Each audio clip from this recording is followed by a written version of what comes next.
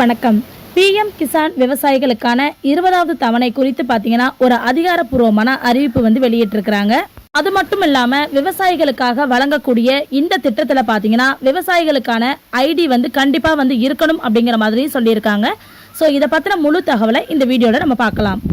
இன்னுமே இந்த PM Kisan summon நிதி யோஜனால நீங்கள் பயன்பெறதுக்காக விவசாய ஐடியை நீங்கள் இன்னும் உருவாக்கலை அப்படின்னா விவசாயிகளுக்கு ஒரு அதிர்ச்சி காத்திருக்கு அப்படின்னு தான் சொல்லணும்.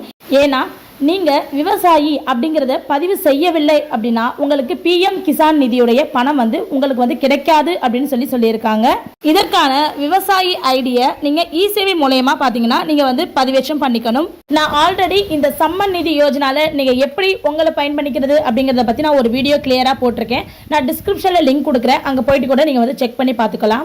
விவசாயிகளுக்கு நிதியுதவி வழங்குறதுக்கு பார்த்தீங்கன்னா அரசாங்கம் பல திட்டங்களை செயல்படுத்திக்கிட்டு வராங்க.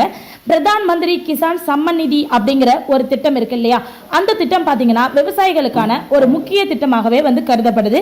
இந்த திட்டம் பார்த்தீங்கன்னா பிப்ரவரி 24, 2019 அன்னைக்கு வந்து தொடங்கப்பட்ட ஒரு திட்டமாக வந்து கருதப்படுது. இது வரைக்கும் பார்த்தீங்கன்னா இந்த திட்டத்தில் பல விவசாயிகள் வந்து பயன்பெற்றிருக்காங்க. இந்த திட்டம் பார்த்தீங்கன்னா ஒரு வருடத்துக்கு 6000 ரூபாய் அப்படிங்கிறத விவசாயிகளுக்கு அவங்களுடைய வங்கி கணக்கிலேயே வந்து செலுத்திக்கிட்டு வராங்க. அதே போல பிஎம் கிசான் திட்டத்தின் கீழ் பார்த்தீங்கன்னா தகுதியுள்ள விவசாயிகளுக்கு 4 மாதங்களுக்கு ஒரு முறை வந்து ரூபாய் 2000 அப்படிங்கிற நிதியுதவி வந்து வழங்கப்படுது.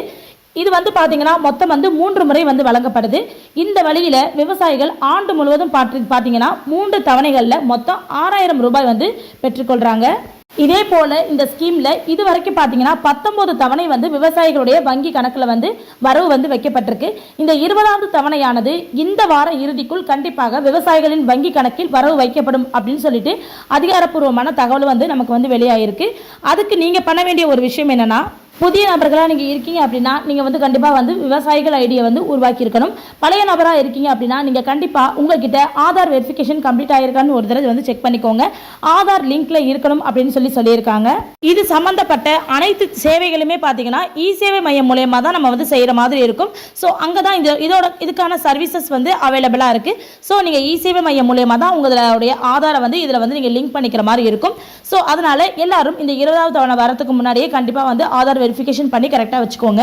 கண்டிப்பாக இந்த வார இறுதிக்குள்ள உங்களுடைய வங்கி அக்கௌண்ட்ல 20வது தவணைக்கான அமௌண்ட் வந்து வரவு வைக்கப்படும் அப்படின்னு சொல்லி அதிகாரப்பூர்வமாக சொல்லியிருக்காங்க. நன்றி.